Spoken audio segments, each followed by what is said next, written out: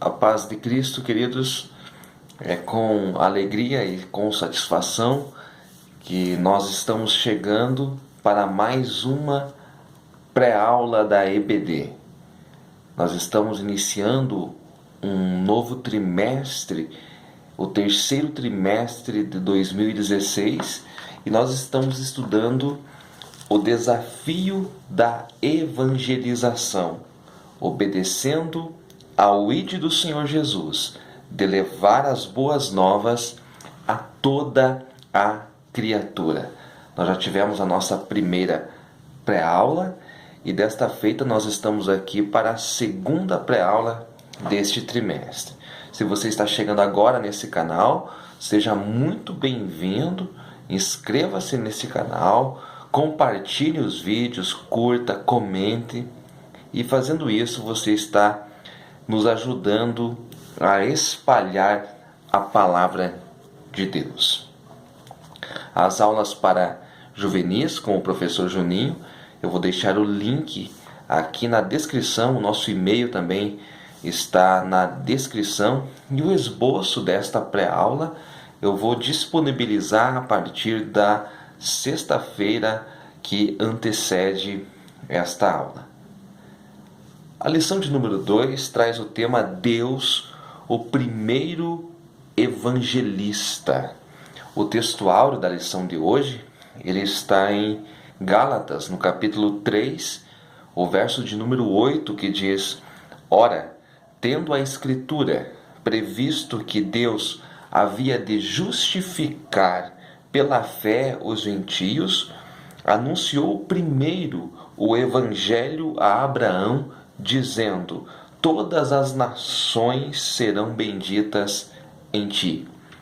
A verdade prática da lição de hoje diz assim: Deus, que deu início ao trabalho de evangelização, exige de cada um de nós uma atitude evangelística, responsável e amorosa. A leitura bíblica em classe está em Gênesis capítulo 12, os versos 1 a 8.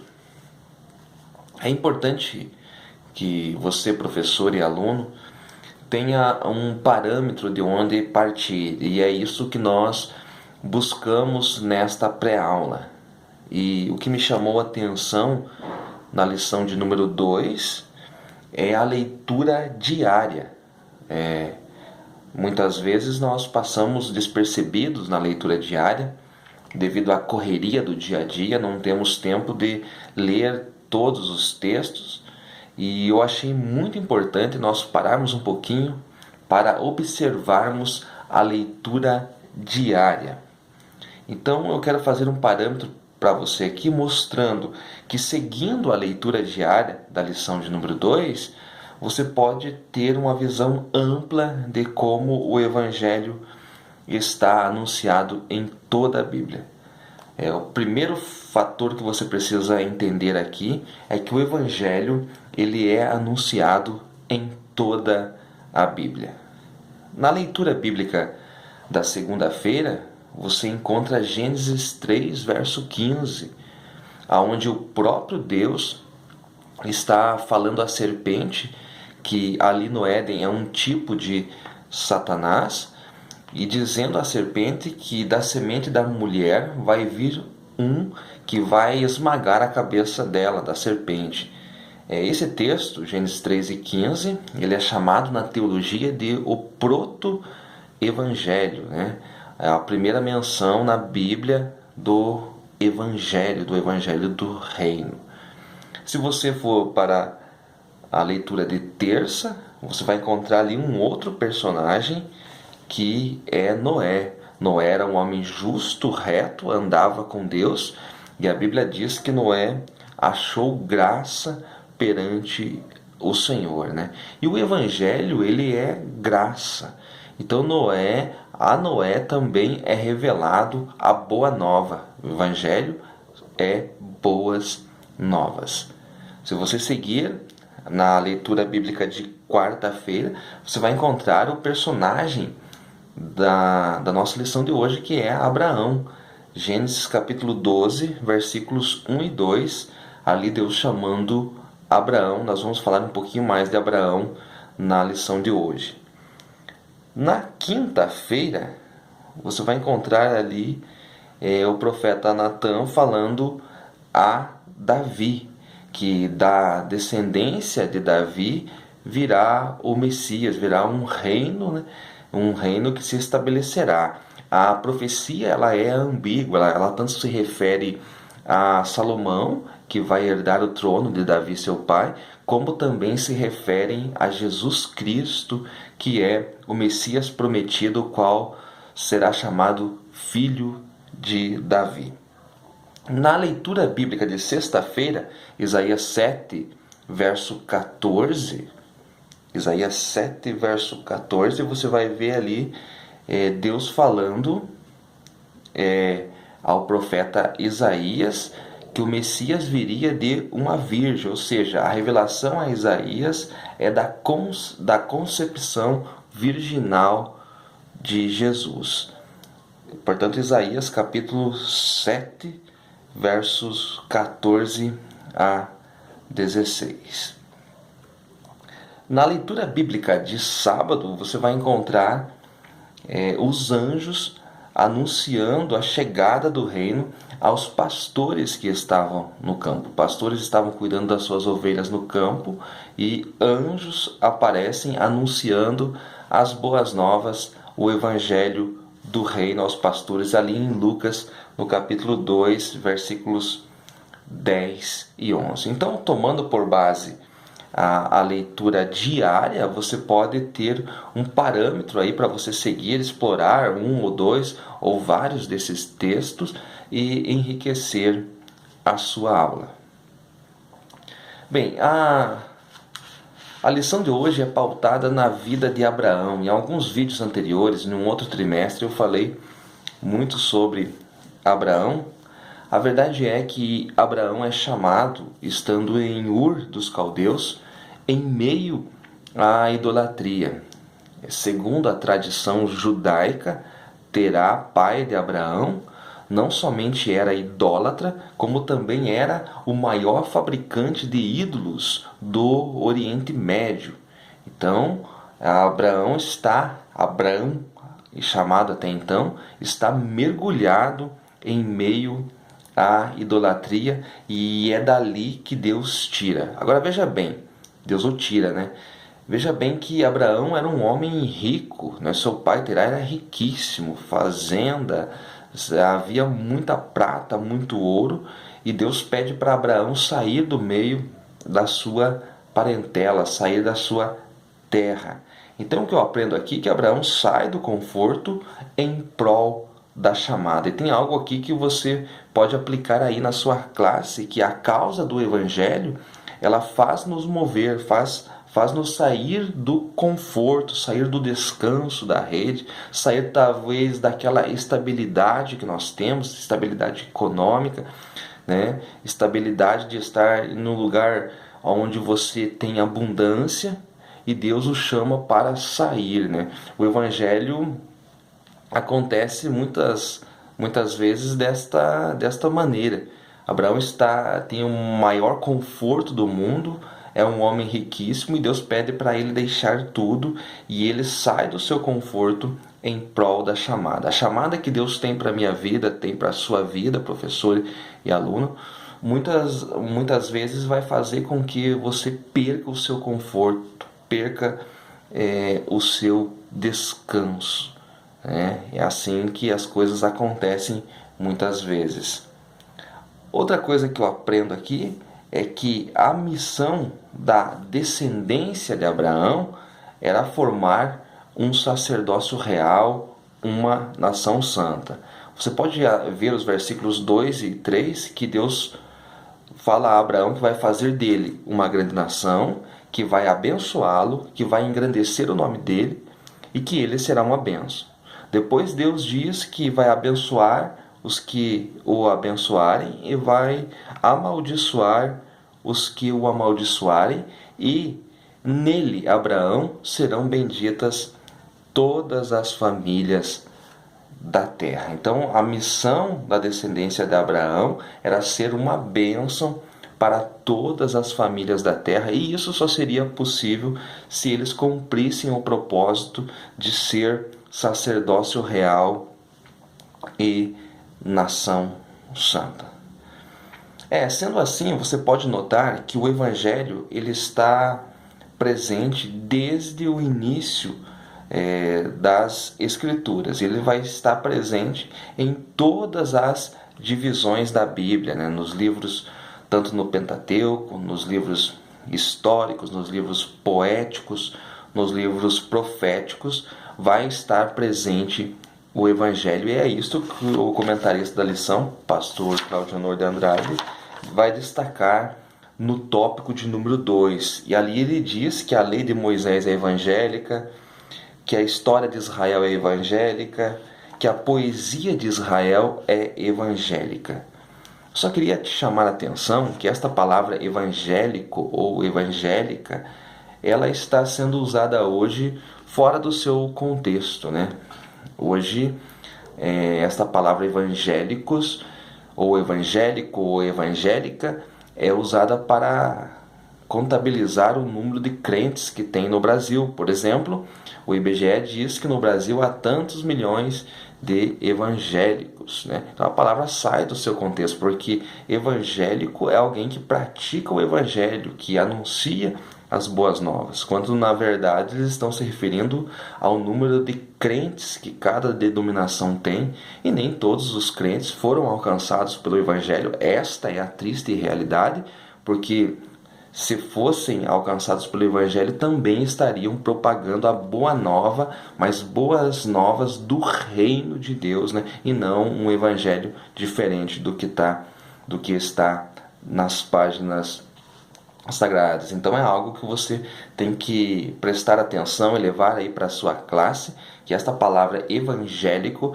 ela é usada hoje pelos meios, pela mídia, de forma totalmente fora do seu contexto original. Muito bem, tomando por base o segundo tópico da lição, nós vamos ver então que o Evangelho está presente em todas as divisões da Bíblia. Vemos o Evangelho presente na lei mosaica, né? E também através dos seus rituais. E alguns exemplos que é dado aqui é o exemplo da Páscoa, né? A Páscoa que ilustra a liberdade de Israel, né? Libertos da escravidão do Egito. Ela também fala da nossa libertação, nós que hoje fomos alcançados pelo sangue do Cordeiro, que é Cristo, nós somos livres do jugo do pecado. Então o mundo já não tem mais poder sobre nós, o velho Egito não tem mais poder sobre nós. Então a Páscoa, que simbolizava a libertação do povo de Israel, simboliza a nossa libertação do jugo do pecado. Outra cerimônia da lei era o Yom Kippur, ou o dia da expiação, que você vê em Levítico capítulo 16, onde o sacerdote, ou melhor, o sumo sacerdote, adentrava até o lugar santíssimo, e ali ele levava o sangue que fora derramado lá no altar, ele levava até o lugar santíssimo. Isso acontecia apenas uma vez ao ano. Este ato também é um anúncio do Evangelho. Por que ele fazia isso? Ele fazia isso para cobrir os pecados dele e também do povo, cobrir apenas, né? Simbolizando o ato de Cristo, né? Era um tipo do ato de Cristo, que o sangue derramado na cruz do Calvário, ele não só cobriria, mas apagaria todos os pecados daqueles que nele crescem. Então você vê em cada ato, em cada cerimonial da lei de Moisés, você vai ver ali o Evangelho. Na nossa revista diz mais que o Evangelho está presente também na história de Israel. E isso nós vemos através da promessa feita a Davi, né, que o seu reino, o reino davídico, né, seria aquele de onde viria o Messias. Um dia se assentaria no trono de Davi o Messias, né, que seria chamado filho de Davi. Você vê isso claramente no texto que está em 2 Samuel, capítulo 7 e verso 16.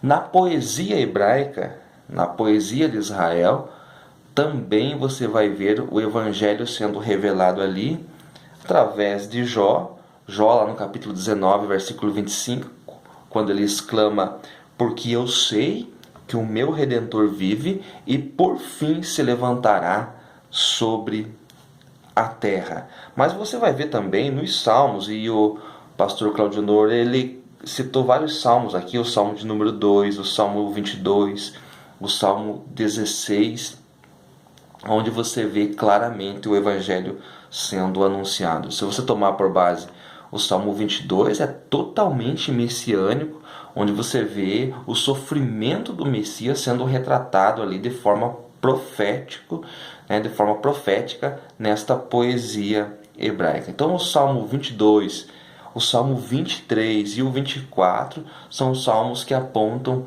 para o Messias. Então o Evangelho está sendo anunciado também no livro de Salmos e também em outros livros poéticos. O Evangelho aparece, pelo menos de forma subliminar. Nos profetas você vai ver muito do Evangelho, principalmente o profeta Isaías, que nós já citamos há pouco, que profetizou que a virgem conceberia e daria à luz a um filho. E Isaías é o profeta chamado de profeta messiânico. Foi ele que teve as maiores visões daquilo que aconteceria a respeito do Messias. Então Isaías é o profeta messiânico. Então você vê que nos livros proféticos também o Evangelho está sendo mostrado.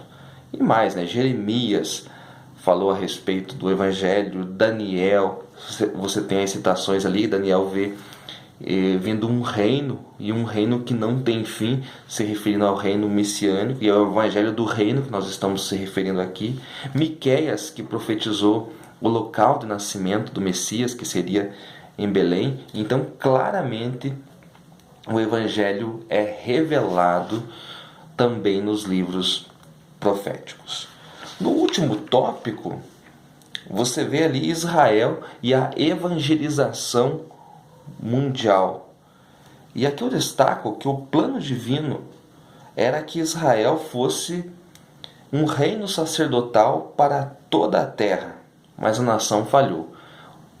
Você pode ver isto claramente em Êxodo capítulo 19, versículos 5 e 6, quando Deus chama o povo ao Monte Sinai, pede para que eles santifiquem 3 dias, e o povo suba no monte, que Deus vai fazer deles um reino sacerdotal, uma nação santa. Este era o propósito de Deus com a descendência de Abraão, fazer deles um reino sacerdotal. Mas eles seriam sacerdotes de quem? Eles seriam sacerdotes de toda a terra. Toda a nação de Israel seria um sacerdócio, e as nações da terra viriam até Israel trazer as suas ofertas e serem ministradas por Israel. Mas Israel falhou neste plano. Israel, enquanto Moisés recebia as ordens do Senhor, se apostatou, construiu um bezerro de ouro. Só teve uma tribo que não participou desta apostasia, que foi a tribo de Levi. Então Deus fez de Levi uma tribo sacerdotal, mas um sacerdócio nacional. O plano de Deus era fazer de Israel um sacerdócio universal para toda a terra. Israel falhou e Deus tomou a tribo de Levi e fez um sacerdócio nacional. Mas hoje a igreja é um reino sacerdotal e tem a missão de levar o evangelho ao mundo. Se você olhar para a primeira epístola de Pedro, capítulo 2, versículo 9, lá ele diz: vós sois a geração eleita, a nação santa. Pedro ali está se referindo à igreja, ao corpo de Cristo. Então nós somos esta geração eleita, este reino sacerdotal, esta nação santa. Então nós, igreja, temos a responsabilidade de ministrar ao mundo, de levar o evangelho ao mundo. Aquela missão que era de Israel, agora cabe à igreja. Todos aqueles que nasceram de novo, que fazem parte da igreja do Senhor Jesus Cristo, são reis e sacerdotes. Você vê isso em 1 Pedro 2,9, você vê em Apocalipse, capítulo 1, versículo 6, você vê ainda em Apocalipse, no capítulo 5, no versículo 10, que o Senhor Jesus nos comprou com o seu sangue e nos fez reis e sacerdotes. Então, este privilégio que era para Israel, Israel não entendeu, por causa do orgulho, por causa da soberba, por causa da apostasia. Israel não entendeu que era para ele ser um reino sacerdotal, uma bênção para toda a terra. Isto se cumprirá durante o reino milenar. Israel será realmente uma bênção para toda a terra. Mas hoje a igreja é este reino de sacerdotes. Eu termino dizendo que a igreja hoje cumpre uma tarefa que os anjos desejam atentar. Eu queria ler com vocês um texto que está na primeira epístola de Pedro. A primeira epístola de Pedro, o capítulo é o capítulo de número 1 e o versículo é o versículo de número 12. Presta atenção que diz assim: aos quais foi revelado que, não para si mesmos, mas para nós, eles ministravam estas coisas que agora vos foram anunciadas por aqueles que, pelo Espírito Santo, enviado do céu, vos pregaram o Evangelho, para as quais coisas os anjos desejam bem atentar. O privilégio que eu e você temos hoje de falar do Evangelho, de viver o Evangelho, é um privilégio que os anjos desejam. Então você é um privilegiado em poder anunciar o Evangelho. O primeiro evangelista, como você aprendeu aqui, foi Deus, porque Deus, ele é eterno, ele é transcendente. E antes mesmo que o mundo existisse, Deus já havia preparado o Cordeiro antes da fundação do mundo, como nós falamos na pré-aula anterior. Então Deus é o primeiro evangelista. E aqueles que foram alcançados por Deus devem propagar o Evangelho. Para terminar esta aula, eu quero esclarecer somente algo que está em Gálatas, no capítulo 3, que é onde está inserido o nosso texto áureo.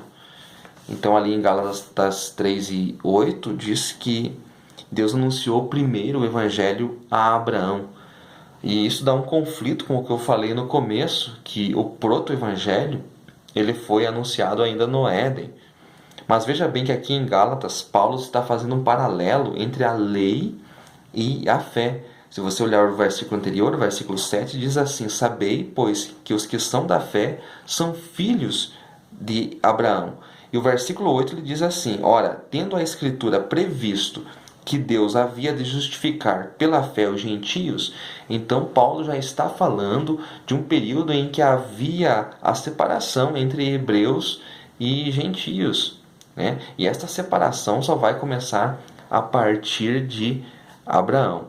Então, para Deus alcançar os gentios, então ele está se referindo a um período pós-Abraão. Então, Abraão foi o primeiro a ouvir o anúncio do Evangelho. Mas você lembre-se que lá em Gênesis 13:15 nós já fizemos menção do proto-evangelho. Bem, amigos, o que eu tinha para vocês é isso. Eu espero que esses pouquíssimos conceitos eles sirvam para ajudar você a preparar a sua aula. Eu quero pedir a você que ainda não nos ajudou a divulgar esse canal, ajude-nos a divulgar, porque se foi bênção para você, pode ser bênção para mais alguém. Inscreva-se nesse canal. O esboço da lição estará a partir de sexta-feira aqui e que Deus venha abençoá-lo grandemente. Amém.